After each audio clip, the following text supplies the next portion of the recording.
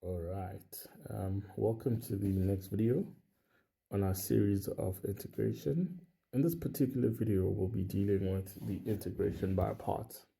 So integration by parts is a technique that we will use every time we cannot use a U substitution. Or any substitution does not work. Bam. We can't use that. And all the other techniques we've learned so far will not be able to work. And hence we're learning a new technique here called the integration by parts. Well, you'll be fortunate to know that the formula to integrate by parts is given to you in your further studies formula sheet. So for the further mathematics, it is quite easy. So what that means is that if you cannot use any U substitution, the formula you will use for integration by parts is this one over here that I'm highlighting. So the way that you have to do it, or you have to focus on, is you need to get your integral to give you an integral of a function f of x, and you have to integrate the derivative of another function g of x, and integrating that will give you a solution where you've got f of x times g of x minus the integral of g of x times f of x dx, and you have to add your constant for derivatives there. I'm sure this looks confusing, but let's dive right into the two questions so that we can make it a little bit easier. So if you check here, we cannot use any form of U substitution. If you go U equals to 4x, then you end up having the derivative. So U substitution does not work here. So what we then use is this whole idea of the integration by parts. So what we will do, we will let f of x equals to x, and we will let the next function there, g prime of x, become the sine of 4x. If we do this, you'll see how it generates nice into our integration by part. So you'll see that now in doing this, the derivative of f of x is 1, and finding g of x is equivalent to finding the integral of g of x. Please remember this as we move forward. I will assume that this is known. So the integral of this, you have to find the integral of sine of 4x. And I think we now very well versed that g of x will be, the integral of 4 of x will be minus 1 over 4, the cos of 4x. So this is very important that you know this. So once we have done this, you will see that now we can use our integration by parts. So now let us look at the question again. So if we were to rewrite the question, you'll see that the question looks like this: x sine of 4x. So the way that looks like this looks like f of x,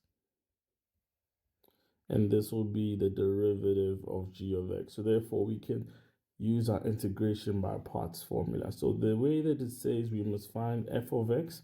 So we recall that our f of x is x. We multiply that by g of x, so this is going to be minus 1 over 4 cos of 4x. We'll simplify everything in the next line, minus the integral of g of x, so minus 1 over 4 cos of 4x, and then we'll multiply that by f of x, and not by the derivative of f of x, which is 1. And then obviously we'll add our constant there at the end.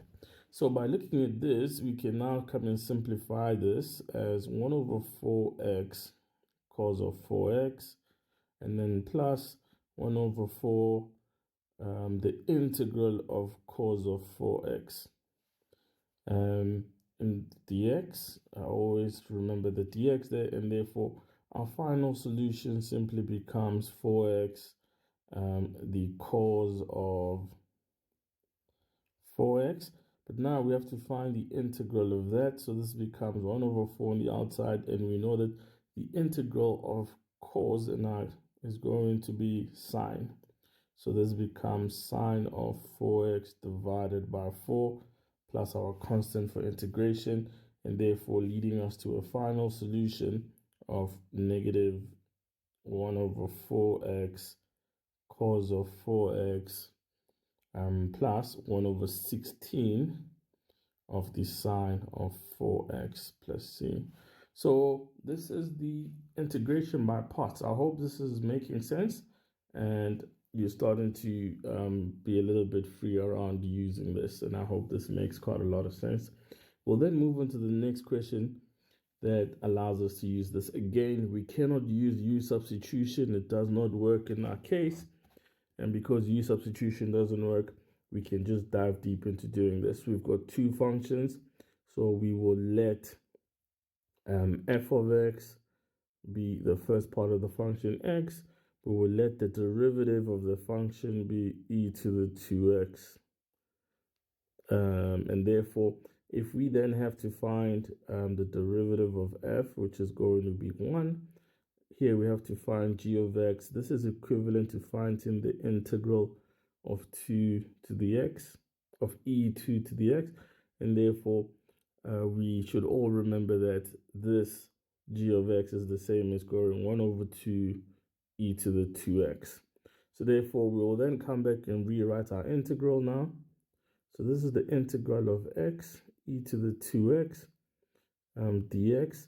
And if you look at it again, here we've got f of x, and therefore here we've got the derivative, and therefore we use our integration by parts. And therefore, to use our integration by parts, it says we need to use f times g of x, which is 1 over 2 e to the 2x, minus now the integral of g of x. So g of x is 1 over 2 e to the 2x, and then the derivative of f, which is 1 dx. So now in simplifying this, our solution now becomes a half x to the 2 of e to the 2x minus a half. And obviously the integral of that simply gives us another 1 over 2 e to the 2x plus the integral constant, and then we'll just simplify this for our last step, which is e to the 2x minus 1 over 4 e to the 2x plus c. So this is the concept of integration by parts. I will just do a next video where I do more examples, and hopefully this is starting to make sense. You've got two functions. You cannot use U substitution or any of the techniques we've covered thus far. You then use integration by parts. The formula for integrating by parts is given to you on your formula sheet, and therefore makes our life so much easier. Thanks for watching this video. I'll see you in the next one.